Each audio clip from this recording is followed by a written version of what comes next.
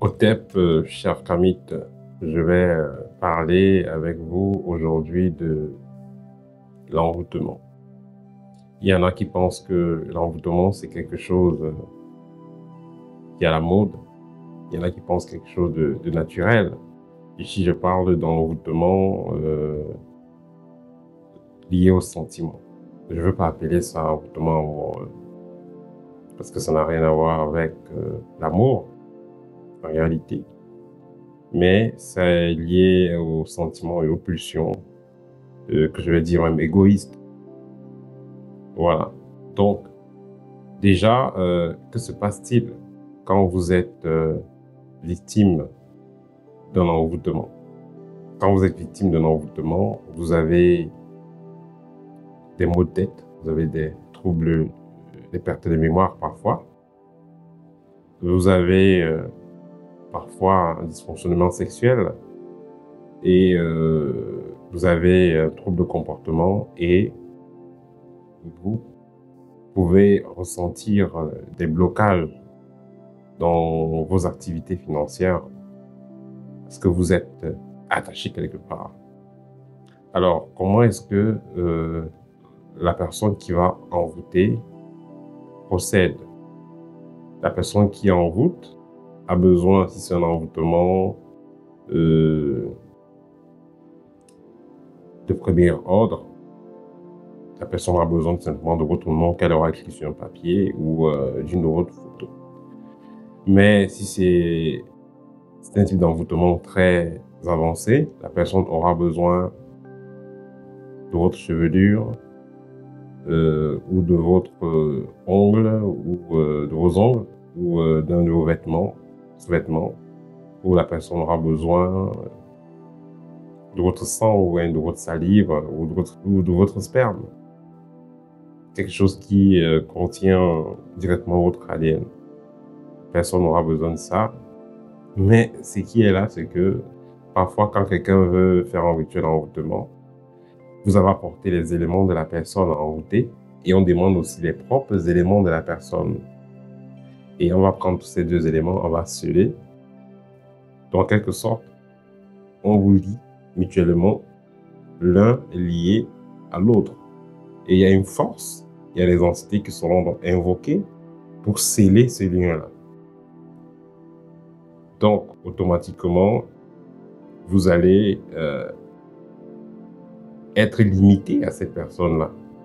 Or, je vais prendre un exemple.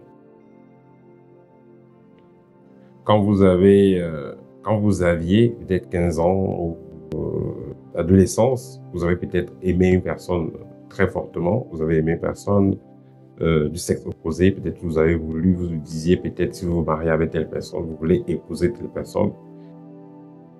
Vous vous disiez que si vous épousiez dans la personne, vous serez très heureux.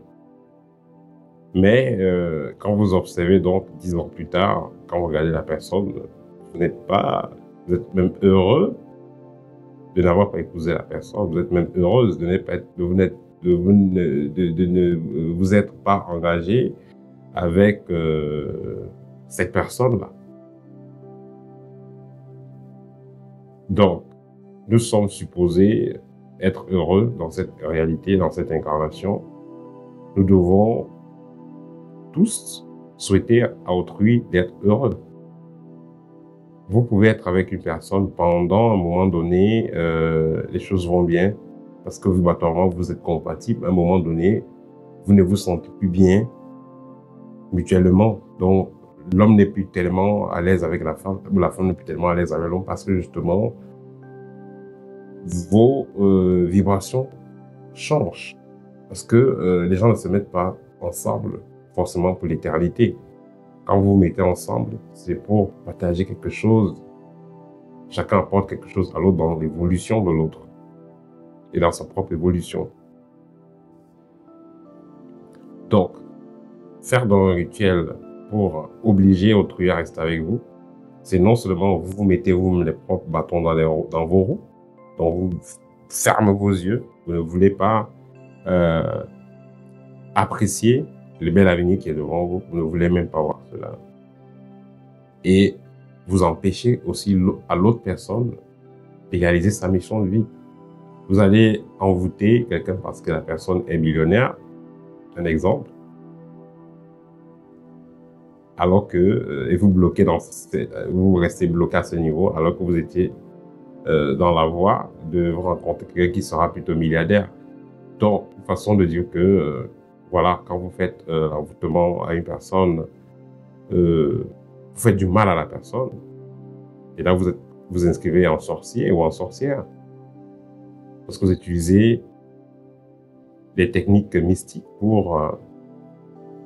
techniques magiques autant pour moi, pour agir, pour violer l'âme d'autrui, pour agir contre le bonheur d'autrui, contre la volonté d'autrui.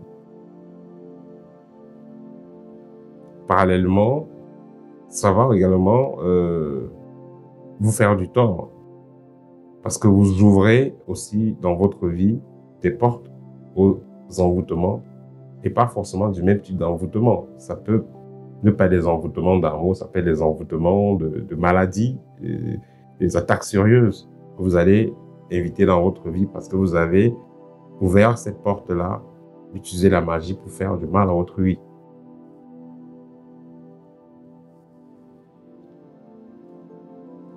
Voilà. Donc, en faisant de pareilles pratiques, non seulement vous allez freiner votre propre développement, mais freiner également le développement d'autrui. Sans oublier que, à la longue, ceux qui ont vécu, disons ceux qui ont subi des envoûtements, à la longue, cela va créer des maladies. Comme je disais tantôt, les pertes de mémoire, parce que c'est d'abord les pertes de cheveux, après ce sera les pertes de mémoire. Et plus tard, on peut voir des personnes qui auront des problèmes cardiovasculaires, problèmes sexuels. Vous allez poser la question comment des problèmes cardiovasculaires, parce que parmi les techniques d'envoûtement, il y a des gens qui vont utiliser les photos, des reliques et tout ça. Donc photos, cheveux, noms, ongles. Mais il y en a qui vont utiliser d'autres méthodes, comme en Afrique, il y a quelque chose qu'on appelle le tobassi. Donc, c'est des herbes qui ont été mélangées qu'on va demander à une femme de mettre dans la nourriture de son homme. Et il y a d'autres techniques encore, il y a d'autres outils encore plus dangereux. Certaines femmes vont utiliser, mélanger avec des choses dont je ne veux pas citer, et mettre dans la nourriture de leur homme. Dès qu'il va manger, ben, ça va influencer cet homme-là. Certaines femmes vont dire qu'elles envoûtent leurs hommes pour qu'ils n'aillent pas ailleurs. D'autres femmes, parce que là, ici, les thèmes sont différents. Là, parce que dans le premier cas, généralement, c'est quand vous avez vu quelqu'un, vous voulez vous mettre avec la personne. Mais il y a des femmes maintenant, dans un autre cas, elle a son homme, et puis, elle va utiliser les choses qu'elle va mettre dans sa nourriture pour dire que, bon, voilà, l'homme ne va pas aller à gauche et à droite, pour le garder. Or, pour garder une personne, ce n'est pas en passant forcément par la magie que vous allez garder une personne. On dit souvent l'homme est intéressé par certaines femmes, par le physique, mais il reste à cause de la paix. Et si vous allez donc faire une analyse, vous allez constater que les femmes qui ont pour habitude d'utiliser des produits envoûtants, des produits magiques pour manipuler l'esprit de leurs hommes, ces femmes-là sont souvent très malpolies, irrespectueuses, voire même violentes. Parce que quand ils utilisent ces produits, ça détruit leurs hommes, mais ça les détruit aussi quelque part. Certains produits qui sont souvent donnés par les marabouts pour mettre dans les repas de leur... qui sont utilisés par les marabouts, que les marabouts vont donner donc à des femmes pour mettre dans le repas de leur mari, certains de ces produits-là créent des problèmes graves chez les hommes qui consomment cela. Vous allez voir des problèmes d'AVC. Vous allez voir des problèmes d'impuissance. Vous allez voir aussi des problèmes, des phénomènes de gonflement de ventre. Pas forcément liés à l'alcool, hein. Vous allez voir un monsieur, il est là, il a épousé une femme. Et dans la quarantaine, là, le ventre commence à gonfler bizarrement aussi. Généralement, disons parfois, c'est lié aussi à des envoûtements, à des choses que sa femme lui a fait manger. Donc, c'est important que des femmes qui ont l'habitude d'utiliser ce type d'envoûtement-là, qu'elles mettent dans la nourriture de leur mari, en disant que c'est pour les obliger à rester à la maison. Que ces produits-là créent, c'est des poisons-là en fait. Donc ça crée des problèmes sérieux dans la santé de leurs hommes. Donc pour rien au monde, n'acceptez de mettre des produits dans la nourriture de votre partenaire, soi-disant pour le maintenir, pour l'envoûter ou je sais pas trop quoi. Bien parce qu'il n'y a plus d'amour. Parce que, voilà, vous allez faire du mal à votre partenaire. Et c'est karmique. Donc, vous allez payer cela tôt ou tard. Et pour finir aussi, quand vous envoûtez une personne,